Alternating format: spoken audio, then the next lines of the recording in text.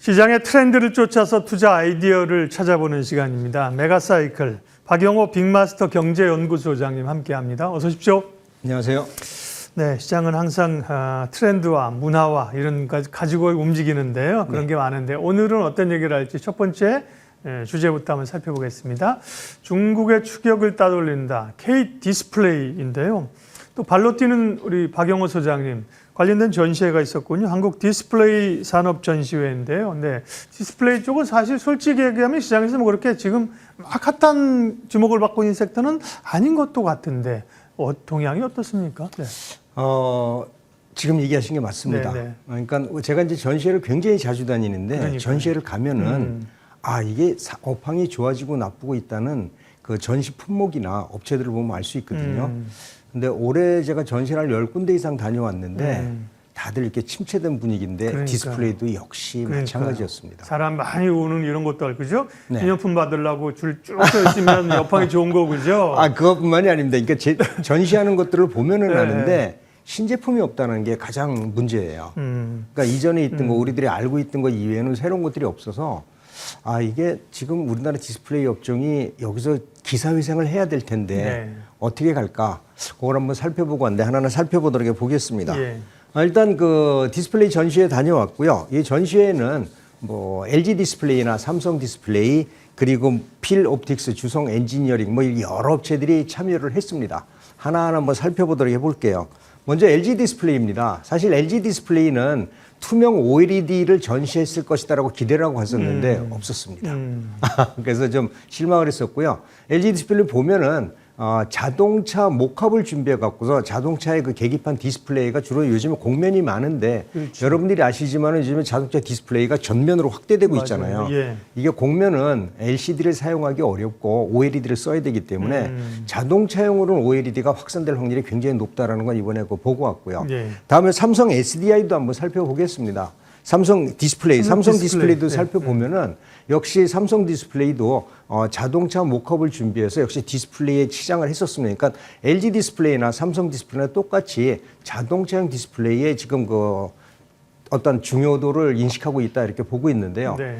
마이크로 LED, 미니 마이크로 LED를 그 전시한 걸 한번 봤거든요. 깜짝 놀랐습니다. 사실 크기는 손톱 한 두세 개 정도밖에 안 되는데 해상도는 이건 뭐 우리가 팔레트를 보듯이 거의 그 픽셀이 안 보이는 아주 중요한 거였었는데 보시면은요, 저기 시계에 그 마이크로 LED를 장착을 했고요. 그 다음에 여기 이제 곡면 LED를 이제 장착을 했는데 네. 여기 보시면은 곡면이잖아요. 그러네 꺾인 거네요. 네. 예. 그 다음에 저거는 이제 시계에다 장착을 했는데 이 해상도가 정말로 깨끗했습니다. 그러네요. 사실 제가 이제 손을 보면은 요게 엄지손가락 한 5개 정도 요 정도 할 겁니다. 아마 한 요 정도 할 텐데 이 디스플레이가 마이크로 LED가 이제부터는 뭐 휴대폰이나 아니면은 그 우리가 워치라든지 이런 쪽에 사용이 네. 가능할 거다라는 거를 이번에 가서 보고 왔습니다. 네. 또 뭐 동진 세미캠도 나왔는데요. 소재 업체죠. 동진 세미캠은 소재 업체고 우리가 많이 알기로는 반도체형 포토레지스트인데 사실 이 회사가 디스플레이용 포토레지스트나 이런 전자 소재가 매출 비중이 30한 5% 정도 되는데 이번에 OLED 쪽에 그 다시 어떤 준비를 해서 나왔다는 게 좀 특징이 있었다라는 걸 한번 볼 수 있고요. 솔루스 첨단 소재입니다. 솔루스 첨단 소재는 뭐 전공층이라든지 그다음에 그 격리층이라든지 이런 거를 주로 전자 소재하는 업체인데 사실 뭐 기술 유출 때문에 그랬는지 특별한 거는 보여주지 않았습니다. 그냥 저렇게 그 소재만 전시하고 말았다라는 것을 우리가 볼 수 있고요. 네. 그래서 그 전반적으로 보면은 조금 좀 침체돼 있다. 새로운 게 별로 없었다. 이런 것들이 이번 전시의 중요 포인트다라고 말씀드릴 수가 있겠습니다. 그러나 뭐 디스플레이는 중요하죠. 말씀하신 것처럼 모든 게 다 이제 그런 나가게 되면 뭐 죄다 전광판 아닙니까, 그죠? 스마트폰도 그렇고 그다음에 차량에 이제 이게 자율주행 이러면서 훨씬 더 디스플레이 영향력이 커지기 때문에요. 그럼 그 가운데 특별히 다녀오시면서 조금 눈에 띈다 이 기업은 조금 더 보자 이런 기업 있을까요? 뜬금없이 필 옵틱스가 거기 전시에 참가를 했습니다. 필옵틱스는 지난번 유리기판 얘기할 때 맞습니다. 유리기판 제가 말씀드렸을 네. 때 그때 탑픽으로 말씀드렸는데 맞아요. 예. 사실 유리기판하고 저기 그 디스플레이하고는 좀 차이가 적은데 참가를 해서 작년 아마 9월인가 그랬을 거예요. 제가 전시회 갔다 와서 이 준비해야 된다라고 했는데 네. 어떻게 그 발전됐나고 봤는데 깜짝 놀랐습니다. 완전히 한 단계 업그레이드 된 걸 보여줬거든요. 필옵틱스 보면은 이런 부스에다가 작년 전시했을 때 보면은 저렇게 그 유리 기판에다가 레이저를 이제 마킹한 정도로 이제 보여줬었는데 이번에는 완전히 달라졌습니다. 그림 한번 더 보여주시면은요. 이번에는 이 유리 기판의 가장 큰 문제가 뭐냐면은 홀이 제대로 안 뚫린다거나 그다음에 그렇죠. 크랙이 생기는 문제였었는데 네. 이번엔 달라진 거죠. 지금 이쪽에 있는 게 그 유리기판 가공 레이저 장비입니다. 지금 저 홀을 보면은요, 거의 동그랗게 완벽하게 구멍이 뚫려 있잖아요. 저게 예전에는 그 옆에 파티클이 생기고, 그 다음에 그 금이 가거나 이랬거든요. 그리고 나서 그 바로 그 가운데 그림을 보면은, 기둥으로 이렇게 파져 있는 게 보이잖아요. 예전에는 저게 삼각형을 두 개 이렇게 얹힌 것처럼 이렇게 그 가운데가 좁아졌었는데 거의 완벽하게 됐고요. 그 다음에 엣지 부분에 자르는 게 문제가 된다라고 했는데 이 엣지 부분도 보면은 거의 완벽하게 성형이 됐거든요. 야, 필옵틱스가 정말 일을 내는구나. 네. 만약에 앞으로 뭐 그 유리기판 쪽이다 하면은 필옵틱스를 다시 한번 관심 정보에다 포함시키면서 봐야 되겠다라는 생각이 좀 듭니다. 네. 디스플레이 전시회 다녀오신 이야기, 기업 이야기, 필옵틱스가 눈에 띄었다는 얘기까지 해주셨고요. 다음 또 트렌드 이슈 살펴보도록 할게요. 7월 수출로 보는 업종 기상도 항상 수출 데이터들을 나오면 체크를 해주시고 업종별로 흐름들을 보여주시잖아요. 7월 수출도 데이터는 괜찮게 나왔습니다. 네, 그렇죠. 사실 저는 7월달 수출이 6월 대비 조금 감소할 거다라고 생각을 했었는데 예. 다른 부분이 늘어나면서 시장이 좀 올라갔습니다. 이제 수출이 늘어났는데 우리 시장을 좌지우지하는 주요 업종들은 사실 좀 이렇게 그 가라앉은 게 맞습니다. 지금 이거 살펴보시면은 선박류는 좀 줄었고요. 무선통신기기가 조금 좀 증가를 했습니다. 다음에 보면은 일반 기계, 주로 이제 중장비나 엔진이나 이런 쪽이 좀 늘었고요. 석유화학, 그 다음에 철강 제품이 좀 증가를 했는데 사실 석유하고 철강 제품은 마진이 그렇게 많지 않아서 가격이 많이 네. 떨어졌거든요. 또 그리고 반도체 같은 경우에는 좀 많이 반도체 줄었던 자동차가 제일 상태인데 크잖아요. 예. 예, 자동차하고 뭐 저기 그 반도체가 가장 크다고 볼 수 있죠. 반도체가 마진이 저기 그 수출이 예상보다는 좀 적게 줄었습니다. 지난번에 그 제가 예상했던 거는 아마 10% 이상 감소할 거다라고 생각을 했는데 한 예. 3%밖에 안 됐고요. 그다음에 석유 제품, 그다음에 디스플레이가 좀 낮았고요. 그리고 나서 자동차 부품, 농수산식품, 화장품 정도가 낮았는데 지금 여기서 봤을 때 월별 그 중요 부품의 그 수출품의 월별 그 출하량도 한번 살펴보도록 해보겠습니다. 자, 먼저 보면은 반도체하고 자동차하고 화장품을 좀 보겠다라는 말씀을 드리고 싶은데 먼저 반도체를 한번 살펴보면은 이제 반도체 좀 줄었습니다. 줄었지만은 사상 최고입니다. 이거는 어쩔 수 없다라는 거고요. 앞으로 우리 시장의 주요 모든 것들은 반도체에 의해서 좌지우지한다. 이렇게 보시면 좋을 것 같고요. 반도체 가격도 한번 살펴보겠습니다. 반도체 가격을 보면은 지금 D램 같은 경우에도 가파르게 상승하고 나서 아직도 상승 추세를 만들어지고 있고요. 낸드도 한번 살펴보겠습니다. 낸드도 살펴보면은 낸드는 좀 보면은 좀 완만하게 있지만 아직 상승 추세가 살아있다는 얘기인데 이거는 반도체 수요가 지속적으로 좀 증가하고 있다. 이렇게 보시면은 좋을 것 같아요. 또 자동차도 한번 살펴보겠습니다. 자동차 보시면은 사실 줄었지만 이 검정색 라인이 전년이거든요. 전년 동기 대비는 좀 증가를 했다라는 얘기죠. 이게 원래 계절적 비수기입니다. 원래 7, 8월의 계절적 비수기인데 이 계절적 비수기에 충분히 이렇게 조금 낮았다는 것은 다음 달에 수출이 좋아질 수도 있다라는 거 우리가 볼 수가 있을 것 같고요. 전기차 판매가 좀 많았다고 합니다. 하이브리드차 판매가 많았다고 하는데 지금 친환경차 판매 월별 판매 동향을 보면은요. 순수 전기차 같은 경우에는 많이 늘지 않고 있는 게 여러분들 보이실 거예요. 근데 하이브리드가 많이 팔렸습니다. 하이브리드 같은 경우에는 중국에서는 하이브리드보다도 전기차 쪽이고 하이브리드는 엔진이 장착되는 거라서 이거는 일본이나 우리나라가 아주 강한 경쟁력을 가지고 있다라고 보시면 좋을 것 같거든요. 그래서 하이브리드 쪽으로 봐서는 현대차 나쁘지 않다. 이렇게 한번 보시면 좋을 것 같고요. 화장품도 한번 살펴보겠습니다. 화장품은 지금 뭐 전월보다도 증가했고 이건 뭐 사상 최고가 반도체와 같이 사상 최고 수출이 눈앞에 보이는 거고요. 그리고 최근에 또 이렇게 좋은 뉴스들도 많이 나오고 있기 때문에 화장품은 지속적으로 관심이 필요하다 이런 말씀 드리도록 하겠습니다. 반도체, 자동차, 화장품을 봐주셨고요. 전체적으로 7월 수출이 늘었고, 물론 이제 반도체 자동차는 좀 주춤했네요. 그거를 보여주신 화학이나 일반 장비 이런 쪽에서 커버해서 올라온 건데, 문제는 이제 트럼프의 미국 관세가 이제 발효됐잖아요. 그렇죠. 그렇죠? 본격적으로 영향을 미칠 게 지금부터이기 때문에 앞으로의 수출에 대한 걱정들이 있는 거죠. 그 부분은 어떻게 보세요? 앞으로 수출은 저는 나쁘지 않을 거다라고 보고 있는 게, 예.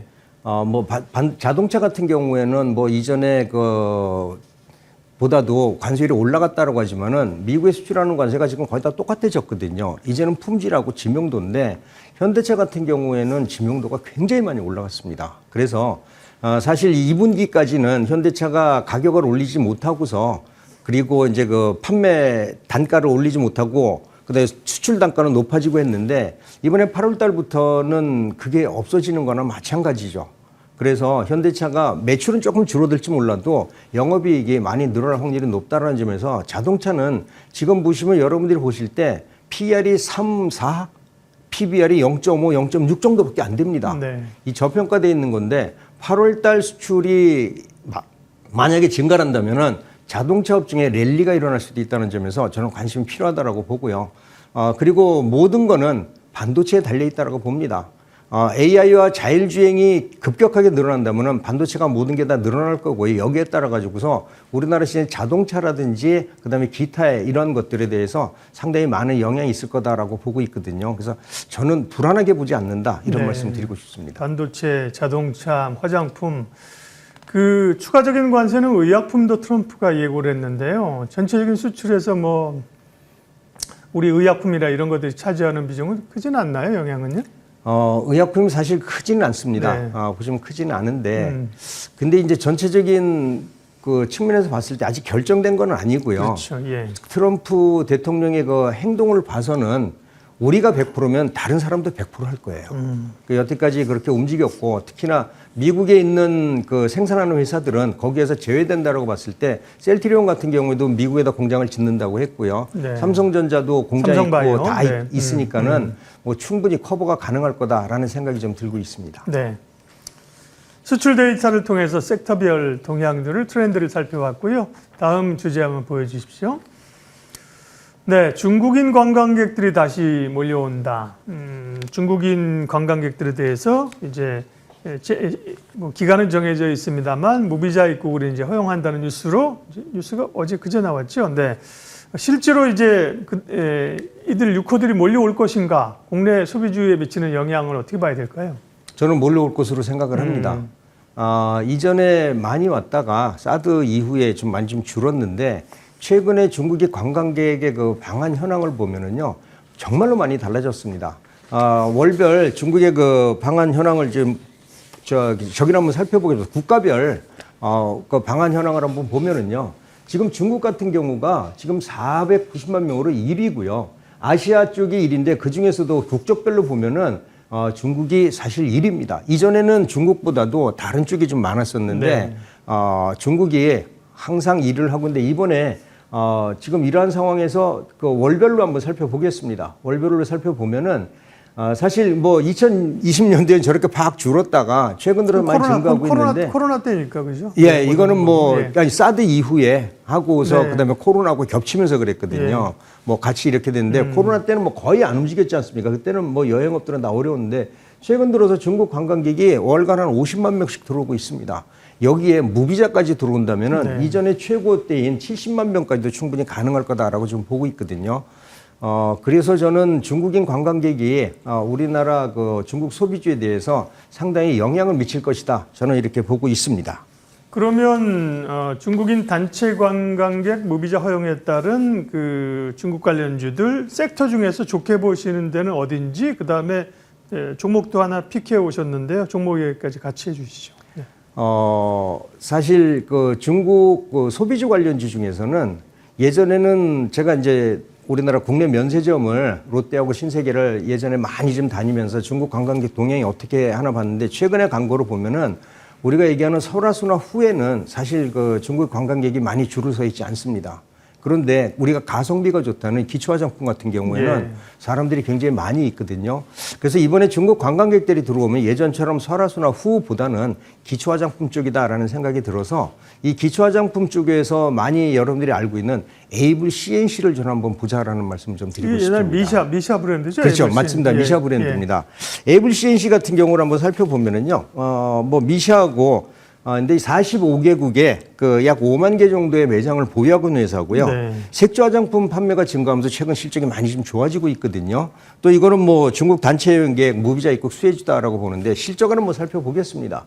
실적을 한번 살펴보면은요, 2022년도, 2023년도, 2024년도를 한번 살펴보면은 매출도 계속 증가를 하고 있고요. 그 다음에 영업이익도 증가하고 있고, 순이익도 증가하고 있고요. 거기에 중요한 거는, 유보이라고 부채비율을 봤을 때 부채비율이 100 이하입니다. 좀 안정적이다라고 보는데 이렇게 매년 실적이 증가하는 회사가 다른 화장품 주들은 PR이 보통 15, 17, 20 정도 되는데 이건 11 정도밖에 안 됩니다. 올해도 이렇게 실적이 좋아질 수 있는데 상대적으로 저평가됐다라는 걸 보고요. 가성비 있는 화장품, 에이블 CNC 중국인들도 많이 찾는다라는 걸 감안하면은 이번에 그 중국인 무비자 입국 방문의 최대 수혜주가 아닐까 이렇게 생각을 하고 있습니다. 목표가는 12,000원, 손절가는 9,000원으로 제시를 해주셨습니다. 에이블 CNC 관심 주셨고요. 종목 AS 잠깐 하겠습니다. KC텍을 7월 10일에 말씀하셨는데, 네. 두 자릿수 상승률입니다. 최고까지는 18%까지 올랐는데 잠깐 리뷰해 주세요. 네. KC텍 오늘도 좀 많이 오르고 있는데요. 오늘 7%네요. 오늘도 네. 벌써 좀 많이 오르고 한 7%, 8% 오르고 있는데 이건 지난번에 삼성전자를 제가 얘기하면서 삼성전자 이제부터 여러분들이 보셔야 됩니다. 그럼 삼성전자가 HBM을 만들 때 다른 거보다는 우리가 얘기하는 그 조립하는 회사와 그 두산 테스나라든지 이런 조립하는 회사와 그다음에 연마하는 회사, 이런 KC텍 같은 회사를 보자라고 했는데 지금부터 KC텍은 이제부터 상승 추세다라는 점을 말씀드리고요. 이제 반도체는 이제 시작입니다. 여러분들 꼭 지난번에도 얘기했듯이 포트에 반도체 관련주 꼭 집어넣어야 된다라는 말씀 다시 한번 상기시켜 드리고요. 1차 목표가 그대로 35,000원 유지하면서 추가 전략도 세워드리도록 하겠습니다. 네. 오늘 메가사이클은 여기까지고요. 다음 주 월요일 스페셜리스트 예고하겠습니다. 금융주들이 뭐 그동안 잘 가다가 최근엔 좀 주춤하고 있는 상황인데요. 뭐 세제 개편안 이런 영향 있죠. 관련해서 변화들 또 저가 매수 기회인지 신한투자증권 임희연 애널리스트 월요일 날 만나겠습니다. 오늘 메가사이클 빅마스터 경제연구소 박영호 소장님 함께해 주셨습니다. 고맙습니다.